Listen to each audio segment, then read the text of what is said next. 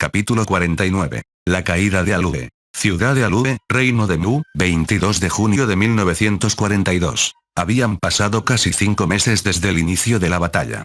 Mientras las fuerzas se enfrentaban en Alue, las potencias del eje habían tomado las siguientes ciudades muanas: Nordhaven, Alburg, Lidenhafen am Spee, Bodenfurt y Dunkelein. En ciertos puntos, las fuerzas del eje estaban a menos de 600 kilómetros de Otait. Permitir que Alue caiga sería un error estratégico, pero dejar la capital indefensa le costaría a Mu la guerra entera.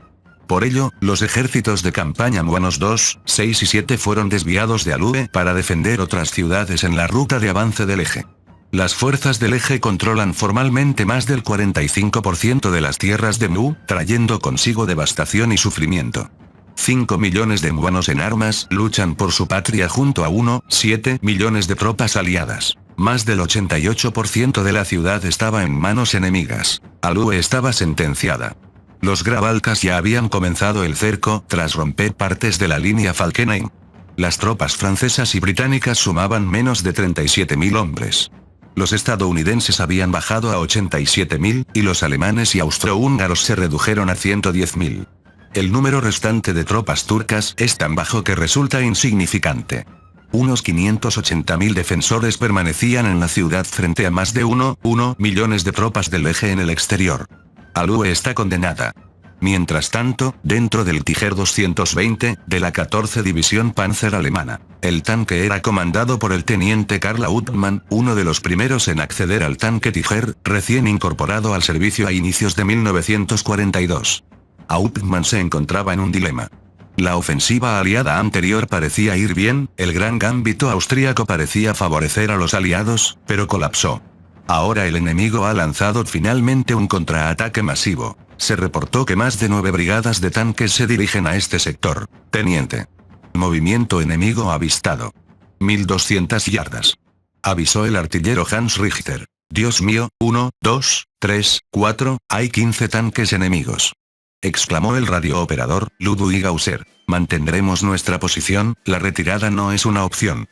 Sentenció Hauptmann. Teniente, ¿es prudente enfrentar a los 15 tanques nosotros solos?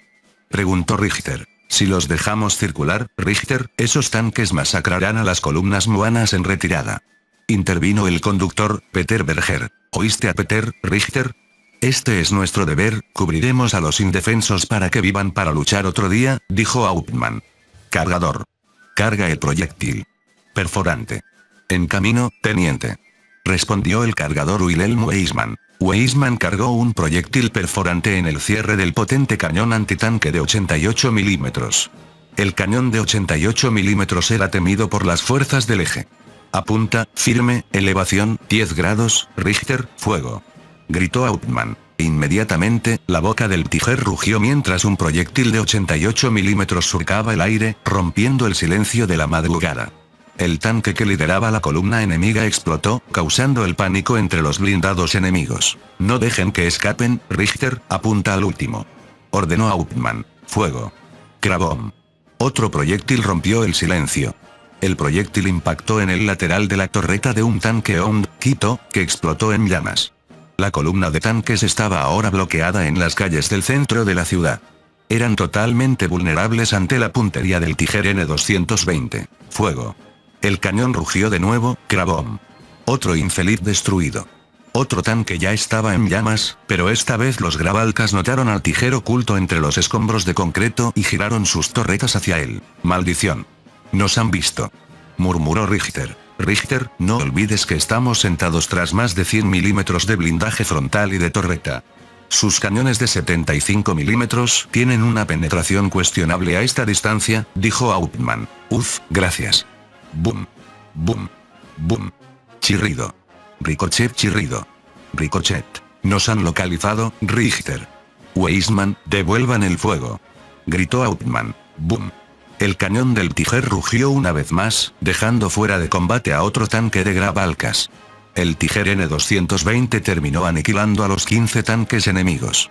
Hauptmann fue condecorado más tarde con la Cruz de Hierro de primera clase y su tripulación recibió la insignia de asalto de tanque, entre otras condecoraciones. Punto de vista. 2 Batallón, 7 de rifles Gurkha del ejército británico indio, distrito de Bloodbach. El 2 Batallón, liderado por el teniente coronel británico Edward Price, llevaba 2 meses luchando en el atolladero que era Lube. Originalmente, Price debía reforzar a Pembroke en la fábrica de motores en Rottenburg, pero tras la caída y destrucción de las fuerzas de Pembroke, las tropas británicas comenzaron su retirada. La retirada era la única opción para todas las tropas aliadas a medida que el mes de junio llegaba a su fin. Inicialmente comandaba a más de 700 gurkhas, pero se habían reducido a menos de 400 tras meses de intensa batalla. Price lideraba su batallón desde el frente. Coronel Price. Se han avistado exploradores enemigos. Informó el subbedar Vincent Catry. No es bueno. Reúna a las tropas de los Havildars Kiran Lambu, Dorje Sherchan y Bahadur Rana, ordéneles que preparen a sus hombres. Informe también al resto de nuestro batallón, ordenó Price mientras amartillaba sus subfusiles Ten. Nos reuniremos en la 7 Avenida Brown. Sí, señor. Saludó Catry mientras corría a informar al radiooperador. En cuestión de minutos, el batallón se reunió en la avenida, pero lo suficientemente dispersos para no atraer atención innecesaria. La primera compañía me acompañará, el resto puede posicionarse en las tiendas y en ese edificio escolar. Ordenó Price.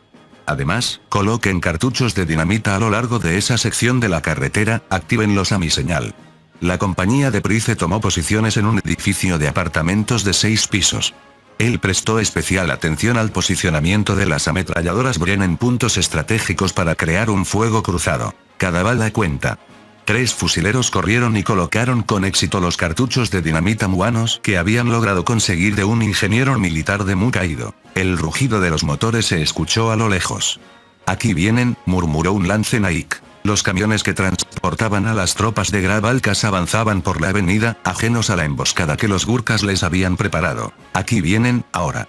Dijo Price mientras detonaba las cargas de morral improvisadas. Los 3 camiones de cabeza explotaron y estallaron en llamas. Los soldados de Grabalkas de la retaguardia, sorprendidos, salieron corriendo de sus camiones. ¡Fuego! Bramó Price. Las ametralladoras Bren rugieron y acribillaron a los soldados de Grabalkas que huían. El enemigo intentó devolver el fuego, pero fue superado por los rifles británicos. No ayudaba el hecho de que los hombres de los 3 primeros camiones eran veteranos y el resto eran reclutas que nunca habían manejado un combate como este. Ratatatata. Los gurkhas dispararon sus armas contra el enemigo. El propio Price abatió a 2 enemigos con sus subfusiles Ten. El enemigo huyó del lugar del ataque. Esta odisea nos ha costado nuestra munición. Maldita sea, hombres, tienen libertad para rapiñar los rifles enemigos y su munición. A estas alturas debe haber restos por todas partes, pero ejerzan la máxima precaución, dijo Price. Al caer la tarde, los hombres se mantuvieron en alerta máxima. El enemigo es impredecible e intentará lo que sea para desalojarlos de la avenida. Pero si se atrevían a dar un paso, los gurkhas aguardaban al enemigo con el rifle en mano. Siguiendo las órdenes de Price, 30 hombres que se habían quedado sin munición registraron los cadáveres enemigos y exploraron los vehículos destruidos para hacerse con armas del oponente. Buscaban en particular un rifle de Grabalkas específico, el Treadger M1938. Fue introducido por los Grabalkas en 1938 y demostró su valía en combate. Aunque no era el arma estándar de su ejército, se distribuyeron los suficientes como para atraer la atención de los ingenieros aliados. Era ligero, manejable y robusto, muy fiable en el combate urbano. Su retroceso también era suave.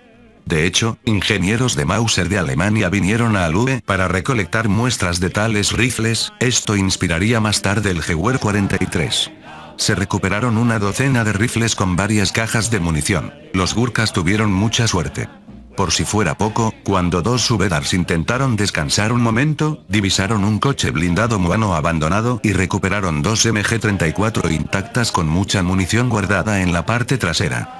También consiguieron 3 Panzerschrecks de los restos de un camión. Los gurkhas estaban verdaderamente bendecidos hoy. Maldita sea, han pasado 4 días, parece que no seremos reforzados por un tiempo, tal vez nunca, murmuró Price mientras encendía un cigarrillo. Tal vez no deberíamos perder la esperanza de inmediato, teniente coronel. Ciertamente estamos en una etapa precaria de la batalla, las condiciones intensas nos han pasado factura, dijo Bahadur Rana mientras se colgaba su rifle Treadger al hombro. Pasaron unas horas y el amanecer se arrastró lentamente sobre la ciudad desolada. Ratatatata. Mierda. Ni un momento de paz se puede tener en esta ciudad maldita. Patrullas enemigas. Abran fuego. Gritó Price. Los Gurkhas abrieron fuego una vez más contra la patrulla enemiga. Un par de jeeps gallanos habían descargado a un pelotón de soldados enemigos que disparaban contra el edificio. Peu, peu, peu. El fuego preciso de los rifles de los Gurkhas obligó al enemigo a retroceder. Pero, por desgracia, la paz no duró. Apenas minutos después de que los hombres terminaran su desayuno, 3 compañías de Grabalcas asaltaron la avenida para atacar. ¡Bum! El fuego de mortero sacudió la plaza. El enemigo había sacado la artillería pesada. Docenas de Gurkhas murieron en el ataque e incluso se dispersaron más. Price se encuentra en un dilema. Peu, peu, peu, ratatatatata. Los hombres disparaban constantemente al enemigo, cuyo número crecía tras cada ataque. Las MG-34 los mantenían a raya, pero ¿por cuánto tiempo? Los ataques se han detenido, por ahora. Dijo Price. Tendremos que retirarnos a este ritmo, nuestras perspectivas de refugiarnos aquí han empeorado, murmuró Price para sí mismo. ¿Qué hacemos entonces, teniente coronel? Preguntó un subedar. Ordenen a 5 de nuestras compañías que se retiren. El resto se quedará para cubrir su repliegue. Nos retiraremos gradualmente para no atraer la atención de aviones o patrullas enemigas, dijo Price. Sí, señor. La lucha continuó hasta que se calmó. La tarde parecía inusualmente tranquila. Price sospechaba algo. Una compañía había logrado escabullirse hacia el distrito cercano ocupado por los aliados. Más y más hombres iniciaron su retirada.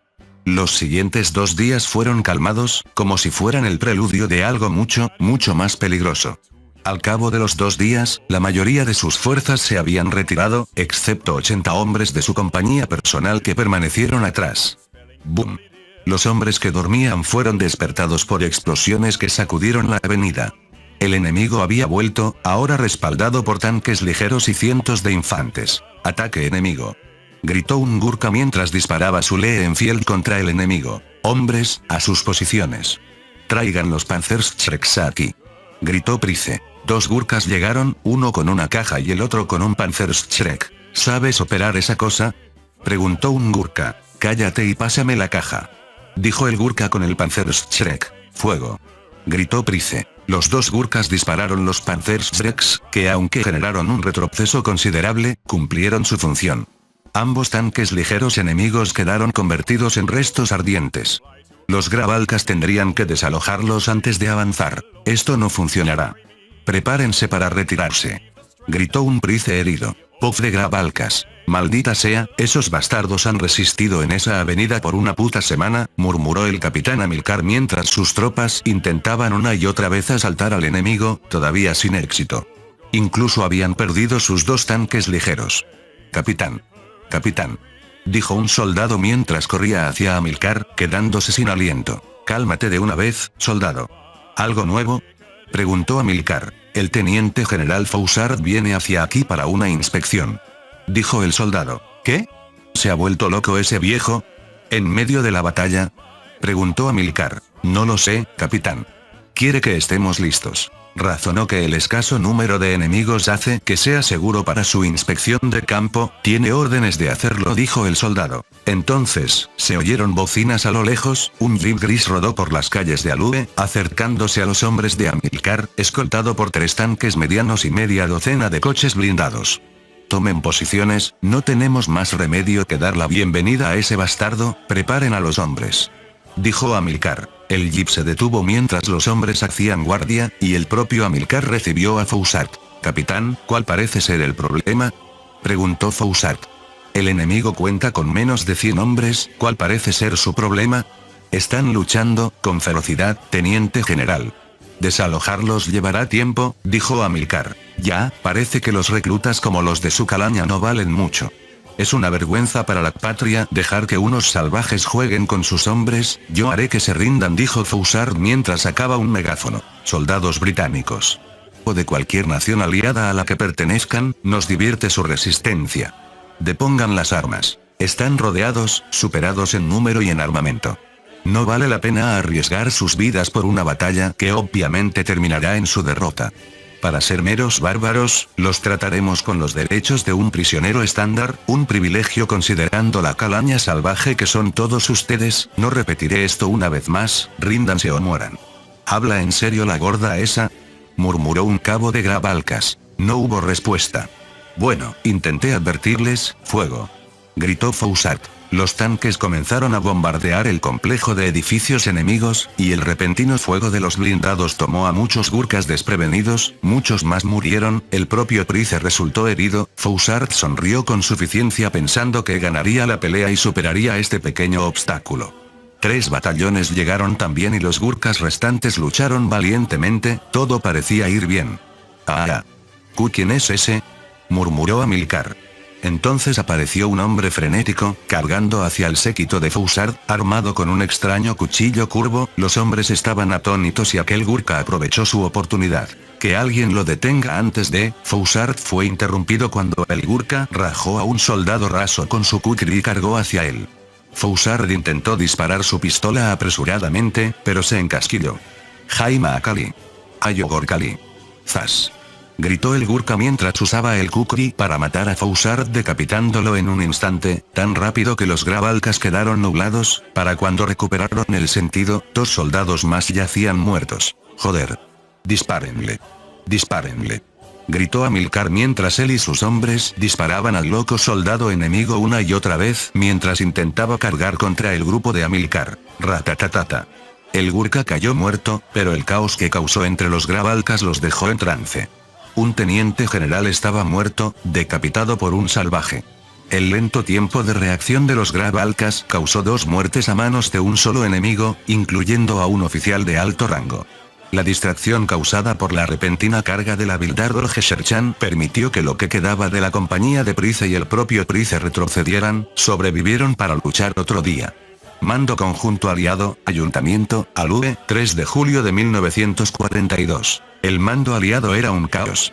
Para entonces, muchos comandantes empezaban a ver la realidad inevitable. Su ofensiva había fallado. El enemigo había recuperado el impulso y, con tropas frescas, la ciudad podría caer en semanas. «Caballeros, sé que saben por qué los he convocado a todos para esta conferencia», dijo Strasbourg. «Sabemos que piensa que planeamos retirarnos, y no está lejos de la verdad», dijo Boak. «No tenemos otra opción. Debemos retirarnos. La mayor parte del área está rodeada por los enemigos. Laos ha informado que 350.000 tropas enemigas adicionales han desembarcado en Leifor y probablemente se dirigen a Alue. Eso haría que el enemigo supere el 1.000.000. Nuestras fuerzas se han reducido a menos de 500.000.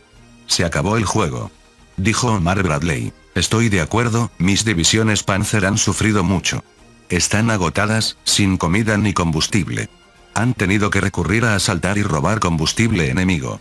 Esta batalla bien podría ser una causa perdida. Fuimos demasiado ingenuos y el enemigo ha capitalizado eso», dijo Paulus. «Deberíamos planear una evacuación». «No es demasiado tarde», dijo el mayor general británico Oliver Leese. «Mi alto mando vio esta batalla como fútil.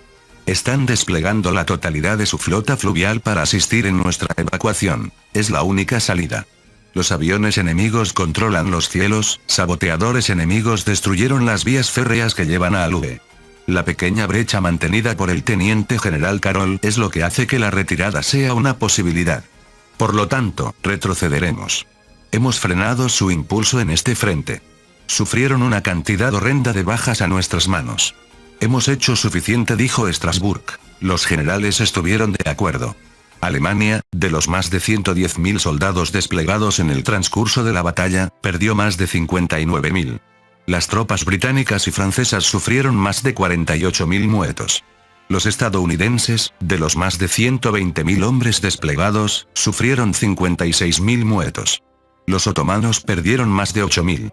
Austria-Hungría, de 95.000 tropas desplegadas, perdió más de 30.000, la mayoría debido al gran gambito austríaco. En su punto máximo, los aliados contaban con más de 375.000 tropas en la ciudad. Ahora ese número había bajado. Mu, de los más de 450.000 soldados desplegados, perdió más de 290.000 muertos. Las bajas hablaban por sí solas. Sin mencionar que otros 100.000 civiles habían muerto por la ciudad. Los aliados planearon la retirada. Siguientes días, julio de 1942, ciudad de Alue. Las cosas empeoraron mientras el verano arreciaba. El calor era abrasador. Las partes occidentales de Mu eran conocidas por veranos extremos e inviernos gélidos. La escasez de agua azotó a ambos bandos, pero los aliados, debido a su control de los canales del río Froden, todavía tenían agua. Sin embargo, los descifradores de Grabalcas lograron interceptar un mensaje de los estadounidenses y se enteraron de la evacuación aliada. Por lo tanto, las fuerzas del eje intensificaron el bombardeo a la ciudad y aumentaron las patrullas aéreas para atacar los botes enemigos. Las fuerzas del eje ya habían tenido suficiente de este estancamiento. No perdieron a más de 600.000 hombres solo para que el enemigo se retirara. Los estrategas aliados reconocieron el grave error que cometieron en Alue. Las tropas tenían que retirarse. La batalla, se luchó por nada. Los líderes cedieron. Churchill, Pierre Laval y Hitler discutieron la posibilidad de enviar aún más refuerzos al continente de Mu, incluyendo tropas coloniales, mientras Alemania comenzaba a desplegar varias divisiones de tropas coloniales, principalmente del África Oriental Alemana, de Ostafrika, incluyendo a los famosos Askaris. Se esperaba que llegaran a Mikal para el día 5 y se apresuraran al frente. Mientras tanto, Japón entró en negociaciones con los aliados para desplegar sus tropas también, ya que la Kido Butai ya se encontraba en Mu. Los soldados comenzaron a abordar cualquier barcaza y buque de vapor fluvial que pudieron durante la noche y se hicieron a la vela. Más y más botes llegaron al amanecer. Las tropas otomanas, la mitad de las muanas y las francesas comenzaron a evacuar primero, escoltadas por los monitores fluviales y lanchas torpederas PT, recibiendo cobertura aérea de lo que quedaba de la Fuerza Aérea de Mu en Alue. Evacuaron de forma segura. Pero el verdadero desafío aguardaba a la evacuación británico-francesa. Al amanecer, el enemigo se dio cuenta de la maniobra y comenzó a usar bombarderos en picado para atacar las barcazas y transportes de tropas. Pero fueron derribados por la poderosa defensa antiaérea de los monitores. Los austrohúngaros tomaron otra ruta huyendo por la orilla oeste del río Froden. Fueron recogidos por transportes que atravesaron la conexión del lago Tarnow para pasar al río Omolwitz, que llevaba a una ciudad cercana. Se produjo una feroz batalla naval fluvial entre los gravies y los muanos, pero los monitores fluviales de Mu demolieron las lanchas PT y cañoneras enemigas con sus potentes cañones de 155 milímetros. Las tropas estadounidenses, alemanas y muanas defendieron la retirada mientras el enemigo lanzaba una última ofensiva para tomar la ciudad. Tuvieron que repeler a más de 180.000 tropas enemigas y más de 200 tanques que intentaban cortarlos del río. Tuvieron éxito y los estadounidenses y alemanes evacuaron para el 12 de junio, 5 días después de que comenzara la evacuación. El general muano Strasbourg hizo todo lo posible para proporcionar cobertura para la evacuación aliada y de sus tropas. El mando muano cayó en el desorden cuando un francotirador enemigo rebelde mató a von Strasbourg en combate. La división de las SS alemana Florian Heyer fue la última en retirarse junto a la 4 División de Panzergrenadier de Mu. Más tarde, ciudad de Alue, 14 de junio de 1942. Aunque el grueso enemigo evacuó el día 12, algunos rezagados, principalmente algunas compañías de muanos junto con algunos estadounidenses y franceses, resistieron a las fuerzas del eje bajo el mando del coronel francés Jean Arnaud. Pero viendo la desesperanza de la batalla, Arnaud se rindió junto a los rezagados para el día 14. Arnaud y los demás oficiales restantes fueron llevados al cautiverio, pero tratados bien, ya que el general enemigo Othmar respetaba su valor. Mientras tanto, las tropas del eje descendieron sobre la ciudad. Las tropas de Grabalcas izaron su bandera en la cima del ayuntamiento y se dedicaron a saquear la ciudad, violando y pillando lo que quedaba de la población civil. Hay relatos de atrocidades cometidas por muchos. Un ejemplo de ello fue cuando algunos soldados de Aurelia masacraron a los pacientes de un hospital por diversión. Othmar personalmente saqueó varias toneladas de oro de la bóveda del banco de la ciudad, que fue olvidado por los muanos al evacuar, y envió el oro de vuelta a su país. Ahora el escenario está listo. Los Grabalcas apuntan ahora hacia la propia Otaheit, o eso es lo que quieren que los aliados piensen. Sus planes reales eran tomar Mikal, el centro económico de Mu, y crear una base masiva para el avance hacia Otaheit. Sin que ellos lo sepan, los británicos y los japoneses aguardan su audaz movimiento.